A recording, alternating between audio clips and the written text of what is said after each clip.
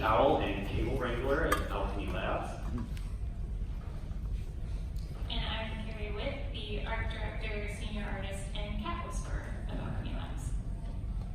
And a little background on who Owlchemy Labs is. We are a video game developer that creates absurd and highly polished VR games. We're based here in Austin, Texas, and we've been doing VR since the Oculus DK1 and have released launch titles on the Vive, Rift, and PSVR. We primarily work in 6 degrees of freedom, track head, track hands.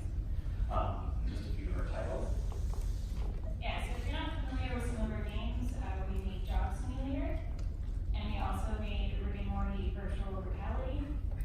And currently we're working on wrapping up Vacation Simulator, and we just released our destination reveal trailer, which we'll play for you. Hey, you want to escape the monotony of infinite overtime? Sounds like you're ready for vacation. Our carefully crafted vacation destinations are the ultimate human leisure experience. Come on, let's start relaxing. Sandcastles, sports, seashells. One Twist Vacation Beach has it all. Have some shots of your evolutionary ancestors and feel that overclocked neuroprocessor. Try out the Senza seashells by the seashore. Marvel at the rustic grandeur and unforgettable vacation forest. Feel months of zeros and simulated nature as you go back to your digital roots. Missing out spot with your search conductor? There's plenty of fish in our stream. Sailing your way up Vacation Mountain for a transformative winter experience. Rotating office temperature, changing your thermal sensors? Let it go and enjoy all this winter wonderland has to offer. Don't hold yourself back anymore. You'll enjoy all of these beautiful destinations while lodging in style at our 6-star Vacation Island Resort. Plug in and soak up all the virtual splendor. You can't wait for you to visit Vacation Island. It sure is a place. No worries, Steven. This is an all-inclusive resort. That means we include these purchases in your final bill.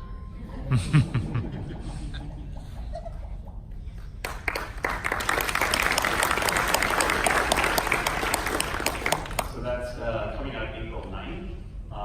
So let's talk a little bit about what we're doing up here. So this is our first talk on the Holodeck and VR. That first talk was at Unite 2015 and Oculus Connect 2. At that time, the current iteration of VR was very new and almost entirely uncharted. Very few developers even had access to room-scale equipment like an HTC Vive, and at that time, even fewer had the Oculus Touch controllers.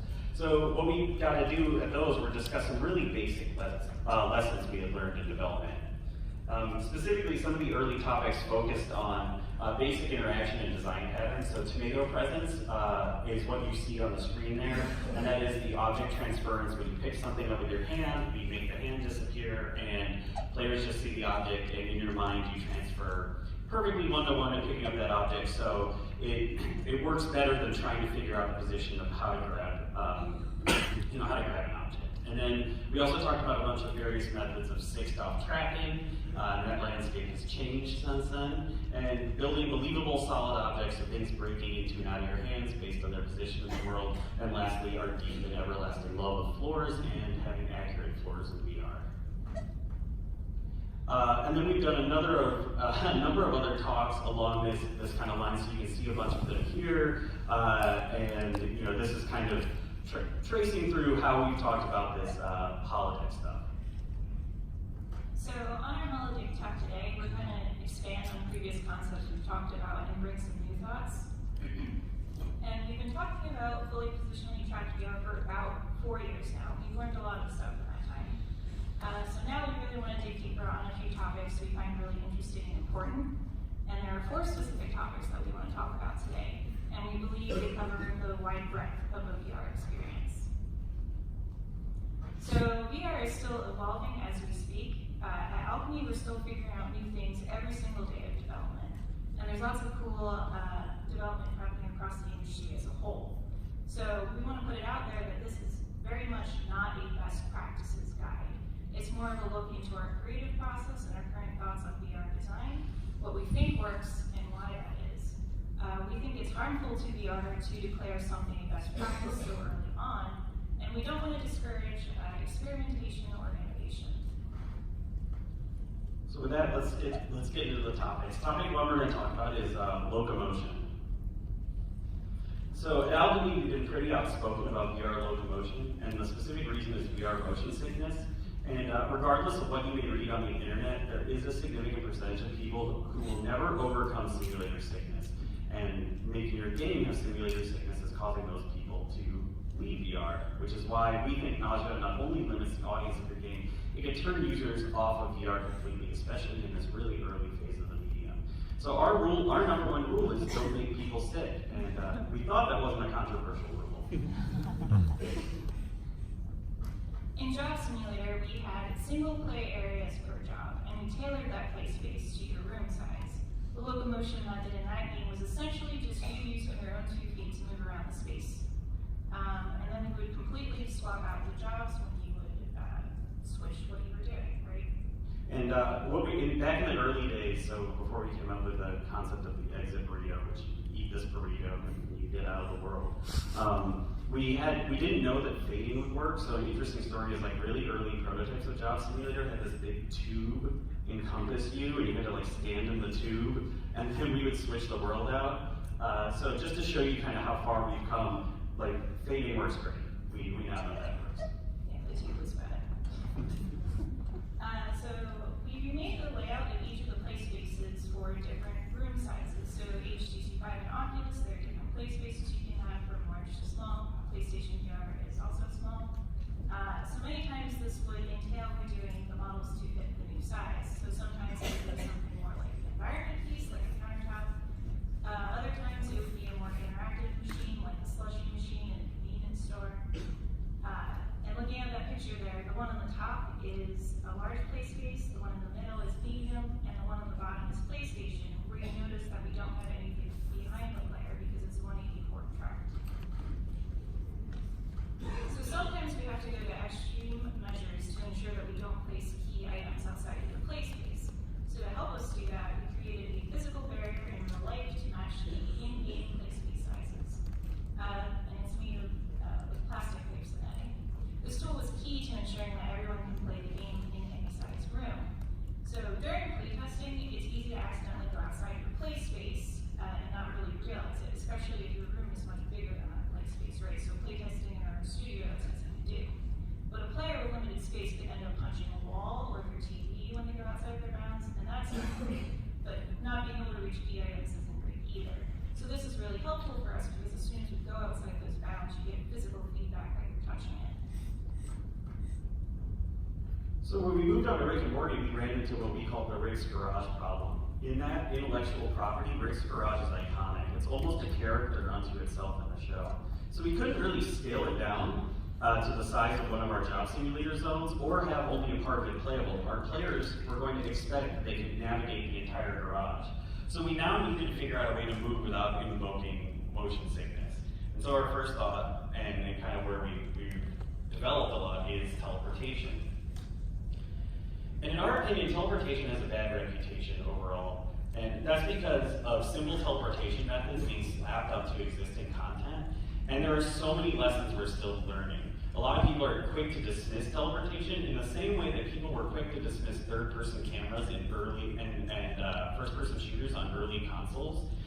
If you remember back to that time of like in Nintendo 64 era, there was a lot of people who said that we would never be able to have a game that has a good third-person camera, nor would we ever have first-person shooters on a console. And now that opinion is completely ridiculous, and that's where the market is. And both those are relatively solved problems. So we want to start tackling the challenge of teleportation. So the type of teleportation you typically see is granular teleportation, and that is teleport anywhere, right? You point, a little arc appears, and you kind of end up where you can see where that green circle is. And it's easy to drop in, right? Many frameworks include this by default if you download them, and it works with existing content. So it's really easy to drop into your existing content and just kind of have it work without putting in too much effort. But there's a lot of challenges with granular teleportation. It's really difficult for new users to select the right spot. You could be standing which you are in, and go to teleport, and then have to get to the edge of the teleportation radius, and you can see that here, where there's this like grid and this cup. Basically what happens with the user is they actually need to take 2 steps back so their room shifts farther, and that's really counterintuitive. And it's been very hard, especially for new users, to understand why they can't reach something. It also discourages physical movement. We love the fact that we could place our games in rooms and have people walk around the rooms. When you have this granular teleportation, players just tend to stand still and just kind of like float to wherever they want to go. And lastly, there's something called teleportation fatigue that arises with this, which is seeing a point straight in front of you, but requiring multiple teleports to get there. It's very fatiguing to be like, I know where I want to go, and now I have to perform this same repetitive action.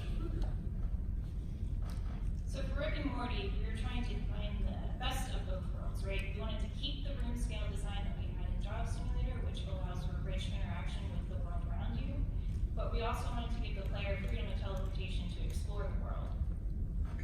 So what we landed on was using zone-based teleportation. This is where you look at a zone and hit the teleportation button. As you can see in that video there, it projects the hologram of where your avatar will end up when you release. This ended up being very intuitive for players, and it still encourages active movement within the zones. Having distinct zones rather than one big open space makes it very clear to the player that each space has a purpose, there's clear bounds for what that is, and the player knows what's in them and where the limits are. And this is a top-down shot of the teleportation zones from the garage in Rick and Morty. So to break down all the zones that we ended up shipping within the game, there's 3 zones in the garage that you just saw, 3 extra scenes that you walk through one of Rick's portals to get to, and 2 scenes that is an instant swap for the player, the dev world and the microverse. We handled room resizing for this game very much like Job Simulator, where we did it by addressing each zone individually and remaking machines to be smaller where we needed. So the new locomotion methods we used were zone teleportation and scene swapping, on top of using your own 2 feet, which we had done in Job Simulator. So now, moving to Vacation Simulator, there are a lot of zones. Actually, there are over 50 zones as compared to the 3 that you saw in the last one, and they are deeply connected. So that's a big yikes. So there's a lot of challenges with teleportation and zone-based teleportation, and we felt like we'd been climbing way out on a limb with Vacation Simulator when we started this many teleport zone task. There aren't a lot of games that have chosen this path. But seeing people play it successfully, especially in our playtest, and especially now very close to release, has been a wonderful vindication that we've been going along the right path. So to give you an example of what that looks like, in one area of one spot of the game, here are 7 teleport zones, and this is already significantly more than what we had seen in Rick and Morty.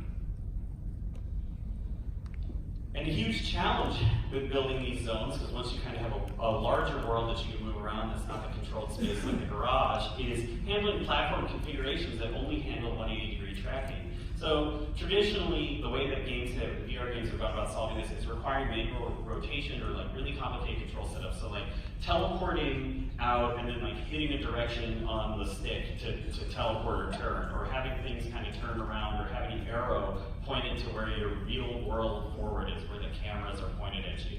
And as soon as the player has to think about this, they're thinking about the real world and not your content, and presence is broken. They're out of it.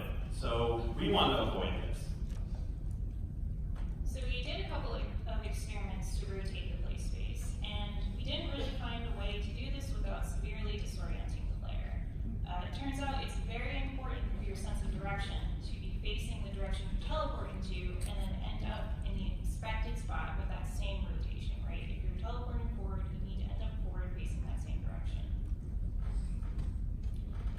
In our zone-based teleportation layout, we always make the primary interactions in the forward space, or front left, front right, generally this area. The interactions must be within that tracking volume, and this helps with 360 track setups that are tethered, right, because it keeps the player from turning around and getting to the bottom. This is pretty difficult to lay out because it means the majority of your heavy interactable stuff have to fit within this space.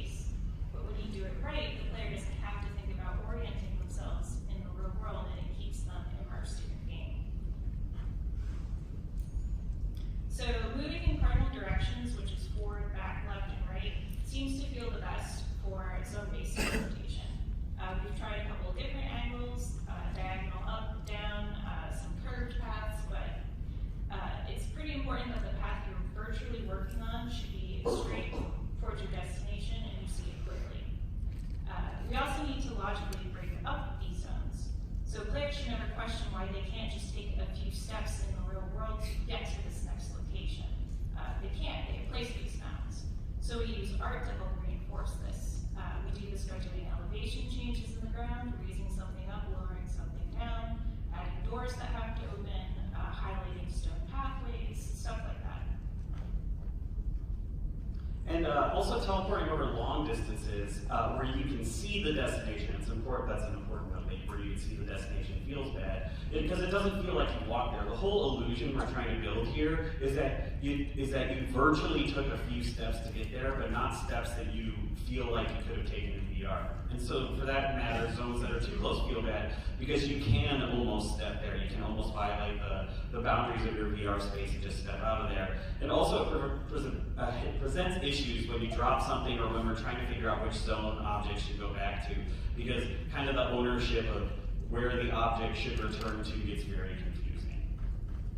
So now that you have these zones, it's really easy to get seduced into thinking, yeah, we figured it out, let's make a ton of zones. But more zones in VR does not mean you're getting more world. So you should really try to ignore the temptation here. What is really great is having rich interactive spaces versus having more spaces. So we try to minimize zones whose sole purpose is just to teleport to somewhere else. And even in those zones, we put things in them. Those rich spaces feel great. We also try to prevent repetitive teleportation, which is a lot of those elevation changes are to help that. If you look at this diagram, it looks like a tube and you're kind of jumping. That's what creates that teleportation fatigue, is seeing yourself going a few places away and looking as if you could just traverse it if only you could move a little faster. But we don't want the world to feel like a grid. So we need to sell to the player that during that fade-out teleportation, that they're actually walking to their destination. And we can do this with visual and audio cues. So an important way of doing this is just showing them their path. Very often we have the world react when you hold the teleport button and prepare to teleport. So as you can see in this video here, when the player goes to teleport, that door swings open, that wooden path lights up, and then there's a green cone of light showing the player exactly where they're going to end up once they teleport. Equally as important are the sound effects. So we play very specific sound effects during teleportation that help sell that the player is walking. And so just so you know, a typical sequence goes show all of the visuals, then fade to black, play a very fast footstep or other related environmental audio, and then fade back in, and you're now in the new spot.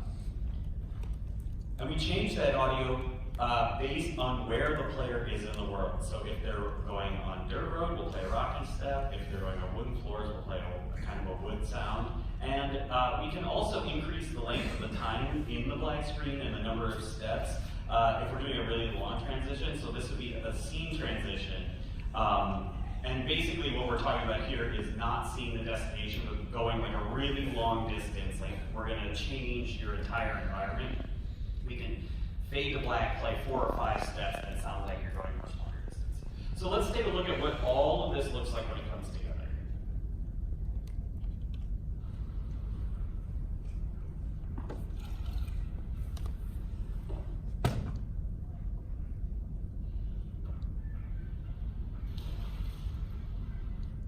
So yeah, playing this again, you can hear the rocky step, or the splash, and then a wooden step. You see the door open, and another, and a step out, and then the splash back. So now that we've started building a world, how do we make it believable for the player? A motto that we have at Owlchemy Labs is believability over realism. Realism tends to be a trap, where unless you perfectly match the real world, what you create is going to look and feel wrong. This is commonly demonstrated in the idea of the uncanny valley, right? Where something looks human, but it's not quite right, and it feels very uncomfortable to be around. Focusing on realism also encourages you to recreate the real world, rather than to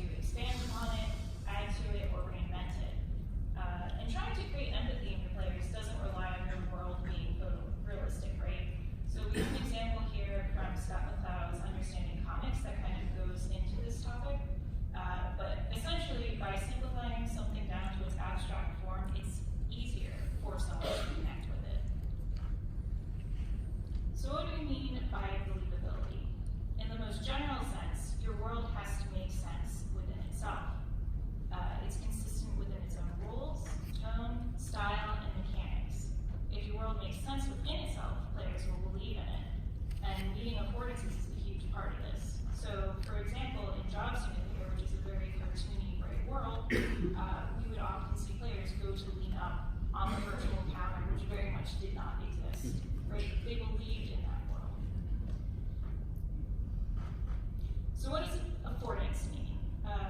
Affordance essentially means that based on the way an object looks, it affords a certain action. An object should work the way as expected by a player. So if I see a cup on a desk, I can pick up that cup. If I can see a bottle of water, I can pick that up. I can open the cap. I can pour that water into the cup.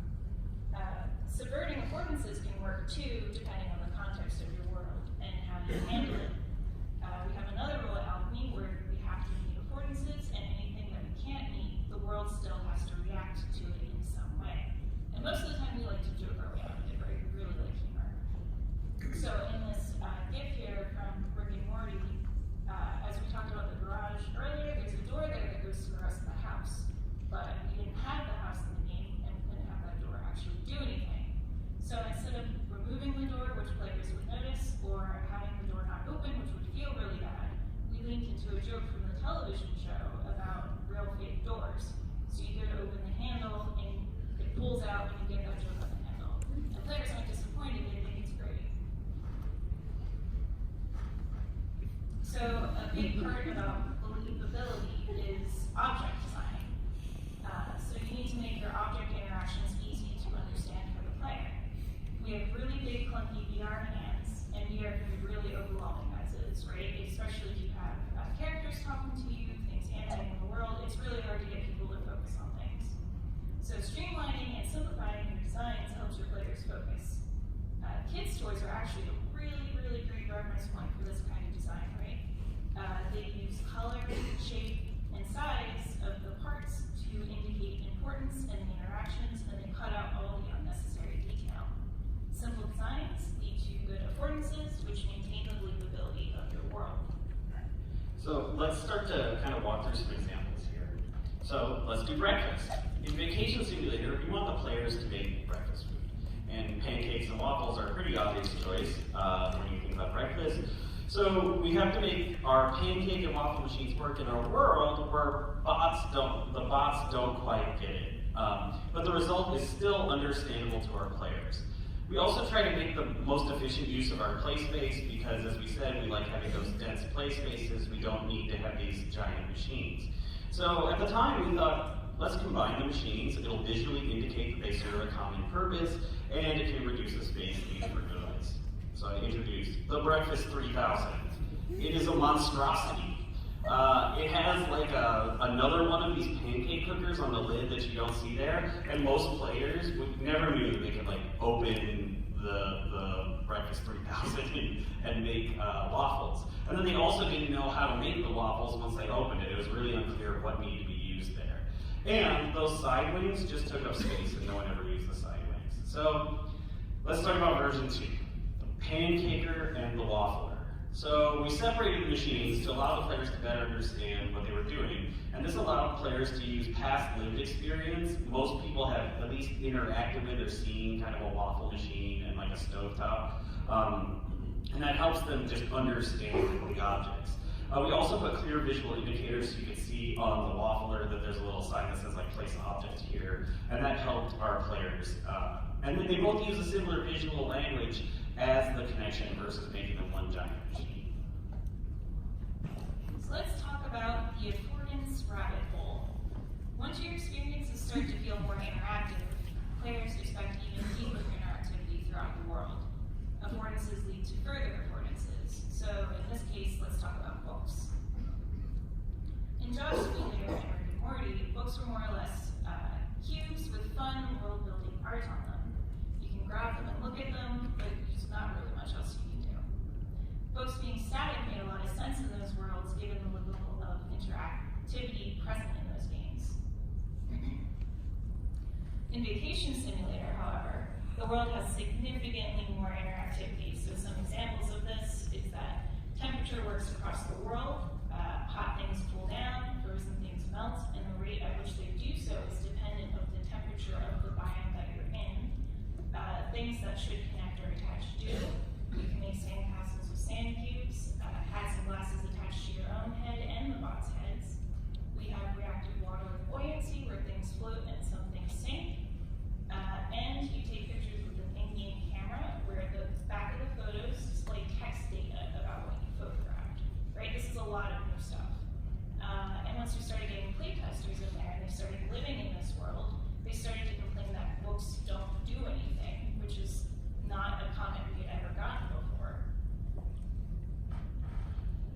So we took a shot at making it work. They are no, in Vacation Simulator, they are no longer static props. And it took a ton of work to get to match the affordances of our expectations of a book.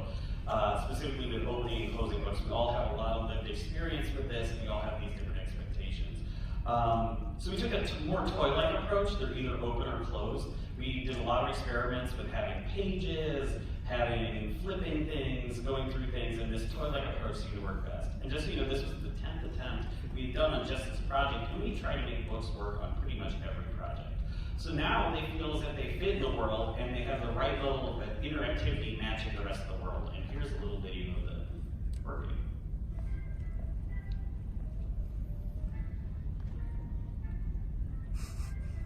And it seems so effortless when you look at it in practice, but the amount of work it took to get it to seem effortless is enormous. And that's kind of the trick of what we want to do at Owlchemy, is we want these interactions to look so seamless and feel so natural, because it feels like what players expect it should. Now let's talk about sandwiches, which is a favorite topic around the office. So we want to make we want the players to be able to make interesting sandwiches. But building sandwiches from scratch is infinitely more complicated than having a sandwich maker machine, which if you play Job Simulator, we had this machine. It was the one and only one spot you could make sandwiches. It had a giant metal pole, and you would like skewer items on it. And we realized that the tech that's required to that allows sandwich making has to apply to all food items because of our players' expectations. So let's go through the affordance rabbit hole of creating a sandwich. So first and foremost, any edible item affords being eaten by the player, right? You eat it. We have 2 bite states for this, where it starts as a whole object and then you get half. And this both fulfills the fantasy of eating something, but then also not having players be disappointed by accidentally eating something in one bite. So sandwiches are typically made of slices of food, not whole chunks. So we created the slice-o-matic machine, where any edible item needs to be able to be sliced by this machine when you attach it, and a nice usable slice of that food should emerge from the machine. Sandwiches sometimes have cooked things, so we put a grill. Any food item needs to be cookable on that grill, including the sliced or half-eaten version of that food. And as you can see here, there's actually cooked states. As something gets more cooked, you can visually see it, and there's also a burnt state too, which is pretty cool. And for a sandwich to be a sandwich, you need to be able to assemble it. So we made stacking sandwich starter items, bread, buns, anything that's typically on the ends of the sandwich. Any edible item needs to be able to be stacked on that sandwich, including cooked and sliced food items. And then wrapping back to the first point where any edible item needs to be eaten, this includes the completed sandwich that the player has created completely on their own, which can be made of stacked, cooked, uncooked, sliced, and unsliced food items. So all of those varying parts have to work together cohesively to be believable. So to reach kind of the bottom of what we've been calling the affordance rabbit hole is extremely hard to do. We build a lot of systems at Owlchemy, but we deeply test them, and they're all interconnected. And so it takes a lot of work to kind of go through all the testing. And we find all the edge cases that those systems have, and that's a lot of what the work is testing, finding edge cases, and kind of teasing those out. And then we create tons and tons of iterations. So you saw with the waffler and the pancaker, and that was kind of a very small version of that, but we had actually done more iterations of that. And the sandwich tech, oh my gosh, the sandwich tech has been going on since the beginning of Vacation Simulator. And we gleefully embrace failure and chaos. And I think that's one of the most important things that I can tell you about VR is you're going to fail a lot, and you need to be okay with that. And it's good because all those failures, making the ridiculous sandwich we make and having these books that people complain about, they made our experiences better. And in the end, allowing players to engage with all the affordances of objects in the world is what makes VR so magical. Creating a believable world and having our players interact with that world in believable ways is awesome.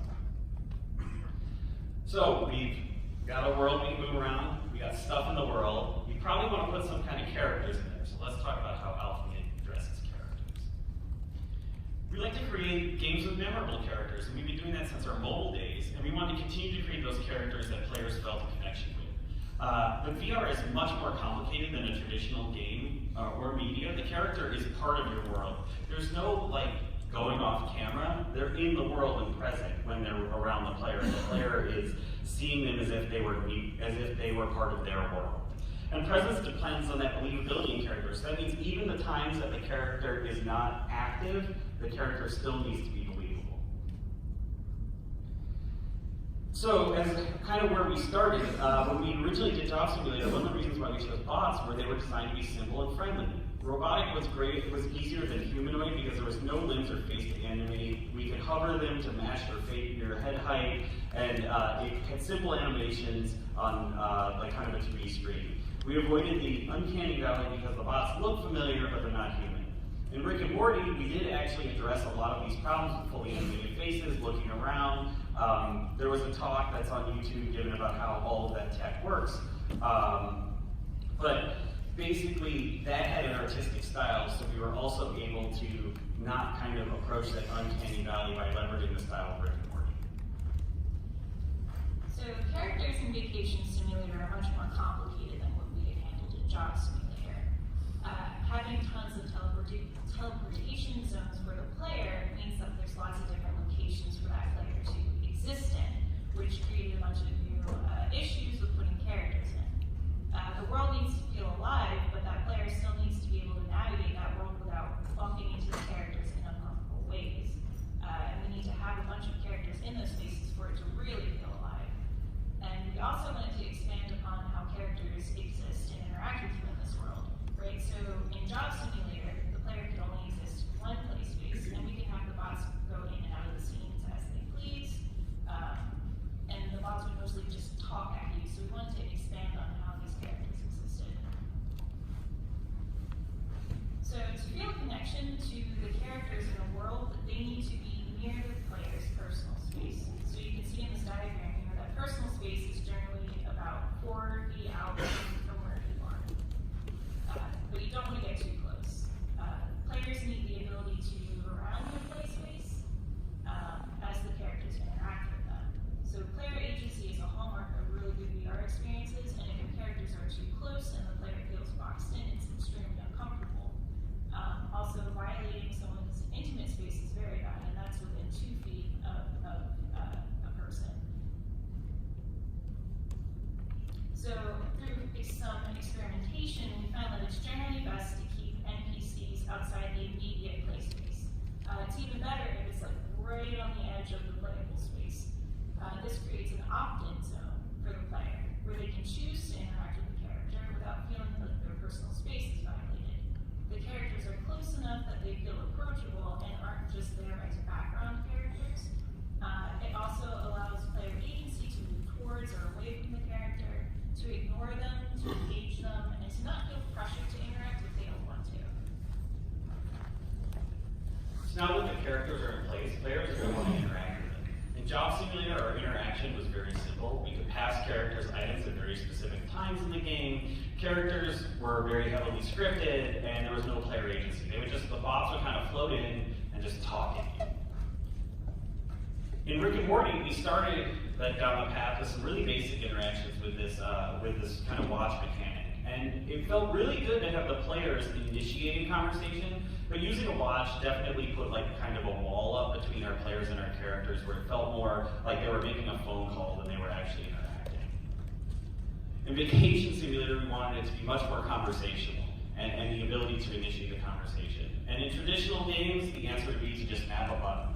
But we strongly urge you to resist this and to try to find a way to make it fit better in world. So the solution we landed on was waving. Waving feels like a natural way to get someone's attention, and it's a good indicator for dialogue to begin. Having an initiation mechanism gives the player agency, right? They start the conversation when they want to start. Waving also feels very communicative, right? It's a physical way of saying hello that exists in the real world. You wave to say hello to friends across the hall, right? And that makes sense as a physical mechanism to start a conversation. Also, it's just fun and friendly, right? It feels nice to wave.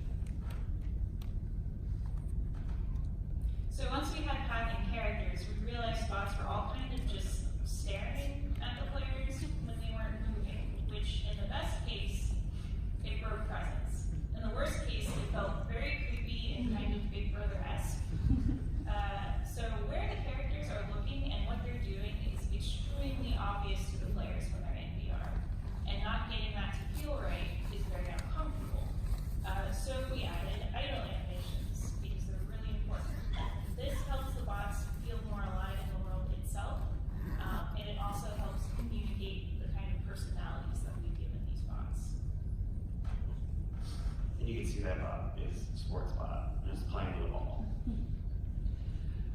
So we have a world, we have stuff in it, we got characters in it. Now let's talk about making this world accessible. VR is capable of driving some really delightful interactions, but you have to remember that your players are going to be limited by the physical inputs of their bodies, and that's going to vary from player to player. So to make a successful VR experience, we need to account for the broad spectrum of human physicality. But why do you do it, right? It's really expensive and it takes a ton of effort to make your game more accessible. First off, we believe it's the right thing to do. At Owlchemy, we believe VR is for everyone, so trying to make games for everyone means doing accessibility design. But also, a more accessible game means more people can play it, and more potential players means a larger potential audience, means more potential customers. So it does have a net positive effect in that less altruistic direction.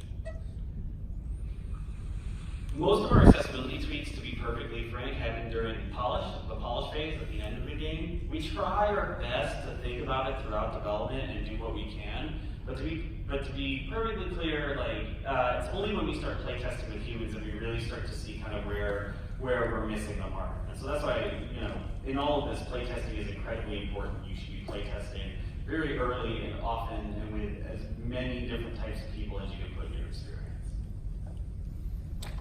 So as we've learned the hard way, time and time again, players are not going to listen to your video.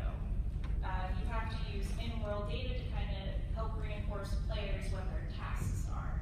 In Job Simulator, we used the job board, which gave visual icons, basically representing the task you were supposed to do. In Rick and Morty and Vacation Simulator, we used instructions and signs throughout the world to help communicate this.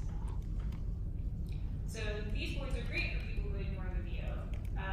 It also helps players get context after restarting the game or getting distracted or just forgetting what they were doing. So generally, you want to try and avoid using text as the only means of instructions. So this isn't saying get rid of all text, but wherever you can, you need to use images and icons to reinforce what your words are saying. We even developed an in-house tool to kind of help with this that scrambles video and text to see how helpful our images are on their own for playtesters. And doing this allows more non-English speakers and non-reading people to play your game. Moving more towards mobility, having items on the ground is great for immersion and really works well, but picking them up creates issues. And frequent or lengthy bending can be problematic for some players, especially if they have limited mobility. So in Rick and Morty, we found that there were more and more items falling on the ground and we needed a way to pick them up. And we wanted to avoid the common paradigm of doing what's called force grab or reaching out and kind of pointing at an item and having it just snap back into your hand.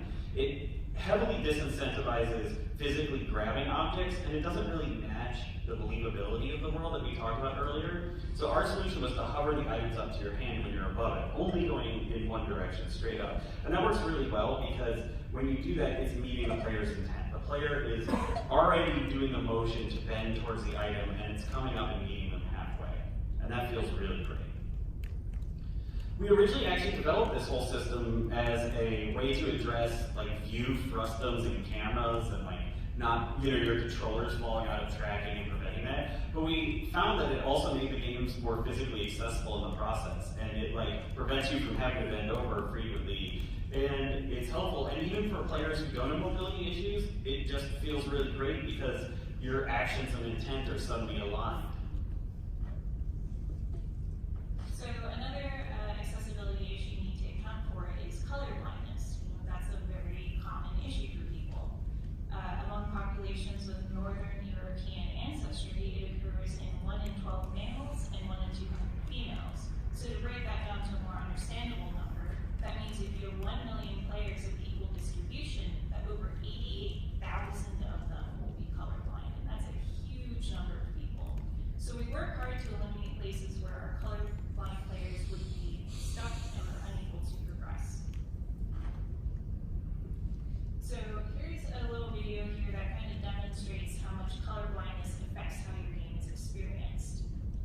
We've applied colorblind filters to this cutscene in Vacation Simulator. The top left video is non-colorblind. The top right is the most common form of color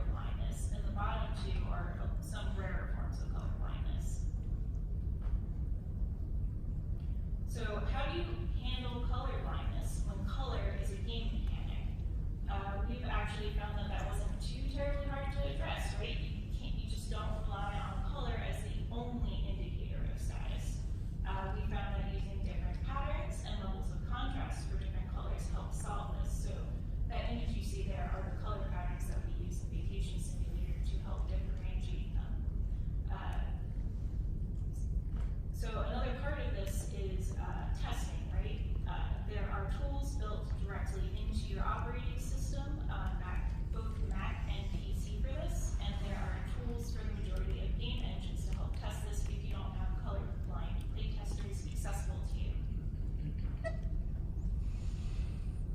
So the bottom video here has a colorblind filter on it. And what's happening is that the player here is feeding food to the fish that's changing their color.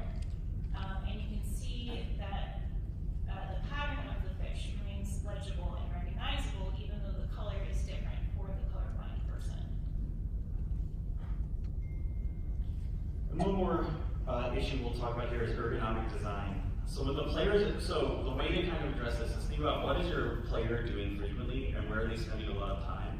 And is this particular interaction comfortable for all types of players, right? Because you're not just going to have the average human being in your game, you're going to have players of all different, sizes and body types.